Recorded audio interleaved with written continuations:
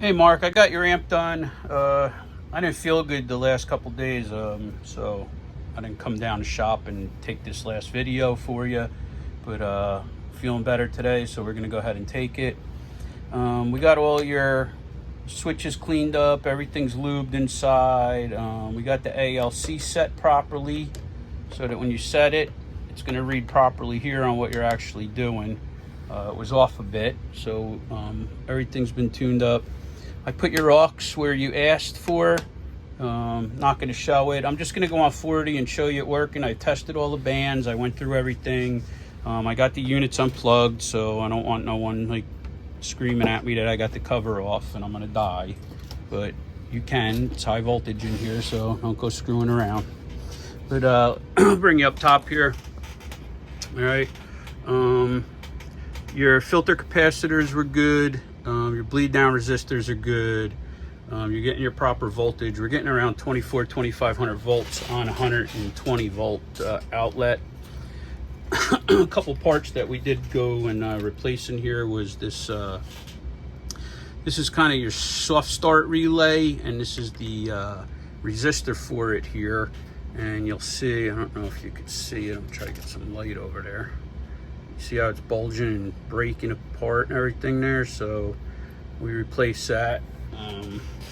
Also up top here you're going to see this little, that's a 10 ohm 10 watt. This was a 10 ohm quarter watt. I put in a 1 watt that I had, so you're a little better off, get some heat out of there. We touched up a bunch of solder joints. One of these was off over here on the ALC. It was broken. I don't know if it if you use the ALC or not, but that could have been a reason you weren't getting a good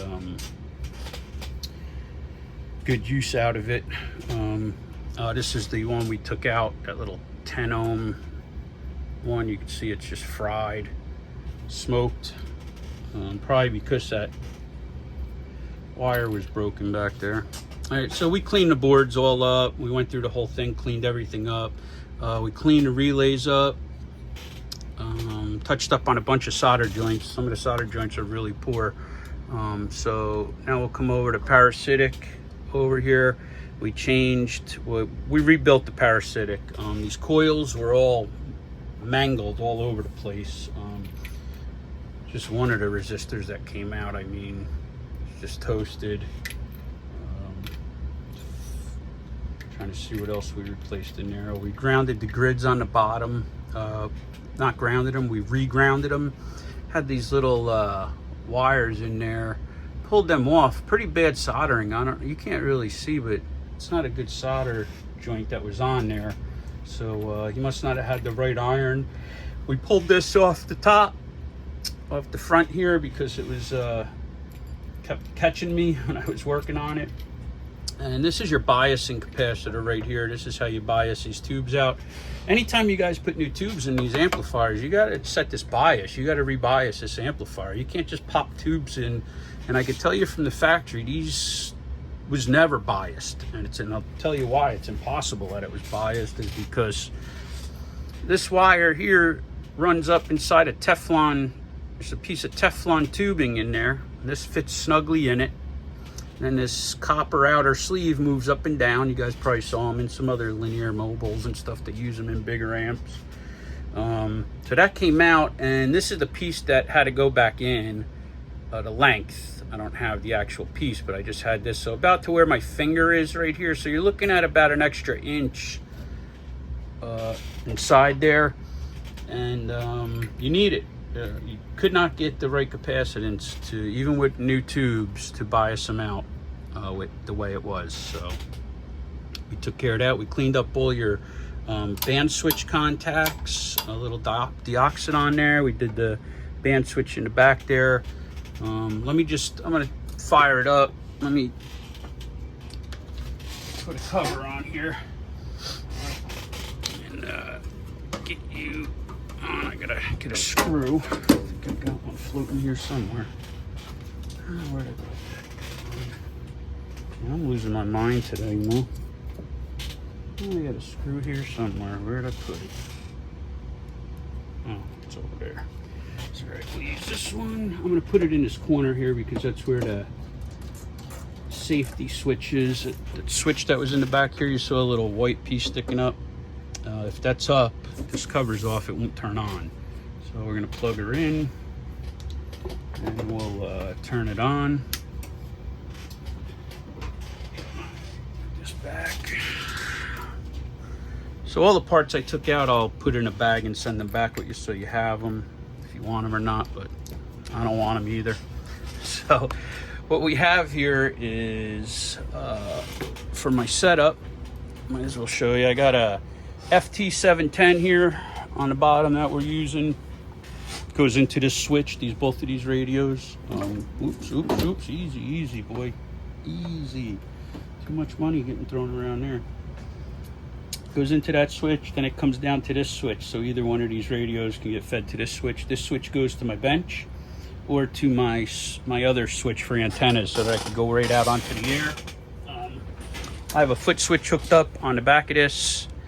And this is the bench, feeds into here, right here. So it's nice because I have a speaker that runs off. I can put a speaker into this and test the external speaker. I could turn it off on, put a voltmeter on it for testing older radios.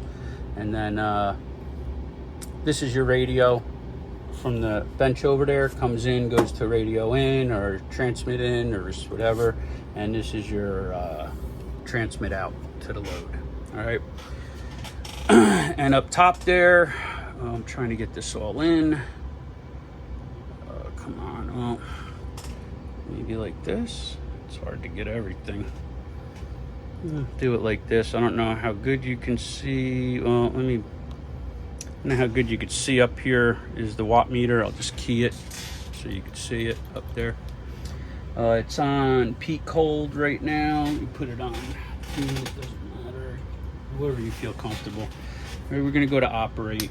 I'm just gonna show you what I got going in. 1 2 1 2 1 2 1 2. About 80 90 watts. I'm gonna use a chirp. You're gonna hear this. All right, I'm gonna have a buzz going. This is probably how most people are gonna tune it, or gonna tune it with their voice. I have peckers. They call them woodpeckers. Sounds kind of goes right into the mic, but I don't have it set up for this one yet. I got to get an adapter or make an adapter. I did get your ALC set working so that it does read out. I don't know if I mentioned that. Reflected's working and your high voltage. I had to reset those because they were off. Excuse me.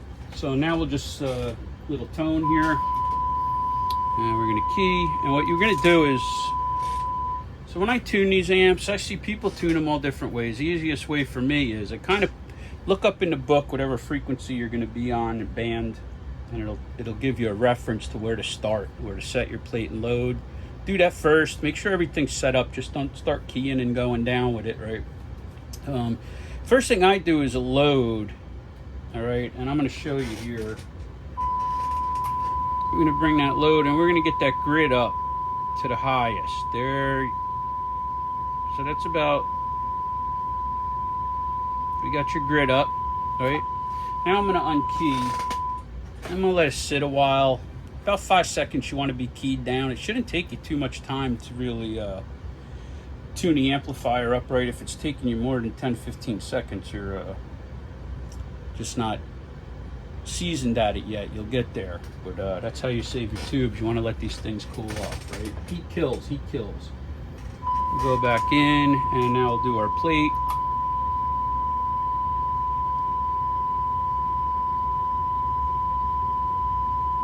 Dip that there. Now I'm going to turn it off, and we'll use voice, audio, 1 2 1 2, test test. All right, here's our drive, and now I'm going to key the amp. Audio, 1 2 1 2 1 2 1 2, test test. Audio, 1 2 1 2 1 2 1 2, test test test. Audio. 1 2. Now we'll go to peak hold so you can just kind of see what it's putting out. Audio 1 2 1 2 1 2 1 2 1 2 1 2. It's 1,000 watts. It'll do 1,000 all day on all the higher bands. Once you get down into the lower, the aux, the 15, 17, 20 to 30, it's going to start dwindling off. It's only because It's how they built it. It's how most of these amps are when you have multiple bands on them, except for the newer solid states, but with the tubes. So there you go, guy. I mean, this thing is ready to go. We could do another band. I'll go to 80. Let's do 80. Let's see what I got over here in the book. 80. I'm gonna change this before I forget. I'm just gonna go to 3.9. Remember, I'm on a dummy load, so I'm not bothering. I'm on sideband audio 1212. Right, we're on 80. I got a set. I think this was around here. And 3, somewhere around here. And we'll just give it a quick run through.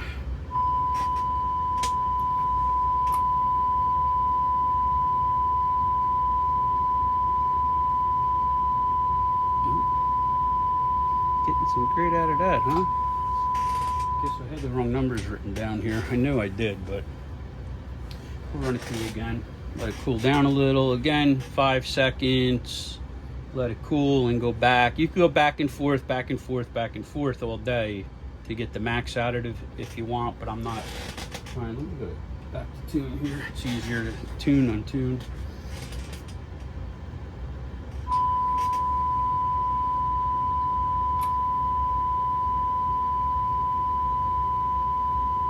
It's gonna be it around there. All right, so we're gonna be right around there. We'll keep it. We'll go back to our peak. And now we'll just let it sit a minute and we'll give her a key up.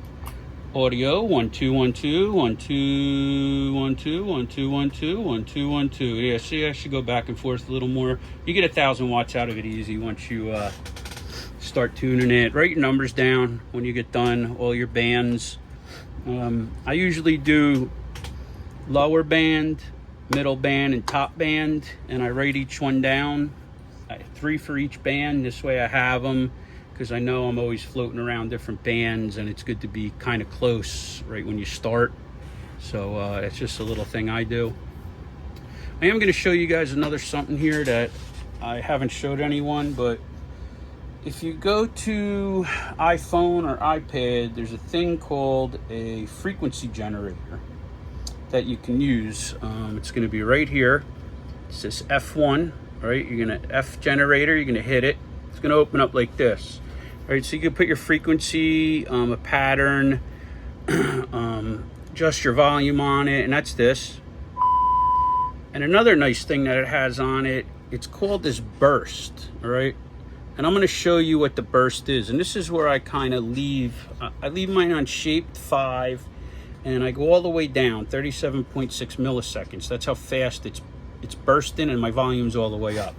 So I'm just going to show you what I tune with the burst. I tune a little different. So we're going to key. Let me go back to tune. I don't want it to hold.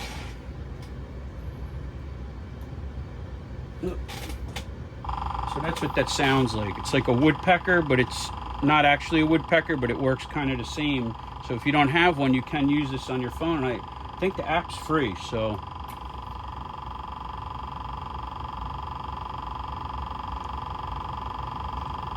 And you're gonna notice when you're doing it with this, you can hold and tune a little longer.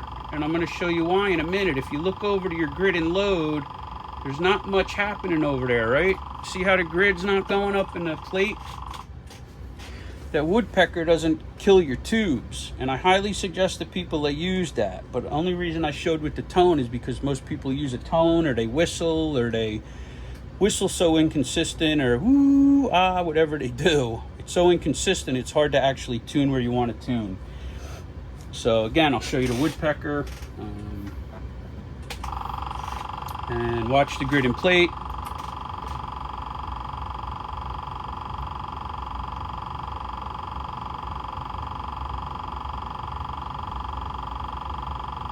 You can see you could really max it out there. So now what I'm going to do, I'll go back to peak, and we're going to talk, and you'll see your grid and plate. Audio 1212, 1212, test audio 1212. There you go, you got 900. So, and if you had better tubes in here, new tubes, these are old tubes, and if you weren't on 120 volts, on 220, you'd get about another 200 watts out of this probably, maybe more. So yeah, that's it. And to be honest with you, you know, I show people these, no one believes me, but this is the truth about watch the signal. I'm gonna send one with you. I had some stickers made up. They're peel off, peel on stickers, so you can take it off something, put it back on and whatever. But these kind of show exactly how much wattage you need to move the needle just a little bit, and it's quite a bit. So unless you're gonna go, you know, like 6,400 watts from 2,000, you know, you got to go 1,600 to 6,400 just to get a unit. So is it worth it? You tell me. It's probably about a $30,000 amplifier for 6,400 watts, right? So, all right, guys, that's it. It's a beautiful little amplifier. It is ready to rock and roll. All right, man. You guys take it easy. 73s. God bless. Stay safe. All that. Enjoy Memorial Day. You know, let's remember. We're able to do this because of the men and women that served our country. I'm a veteran myself, so I take a lot of pride in that, and I'm sure everyone else does too. So, gentlemen, God bless you and stay safe. And as I always say, bye, bye, bye.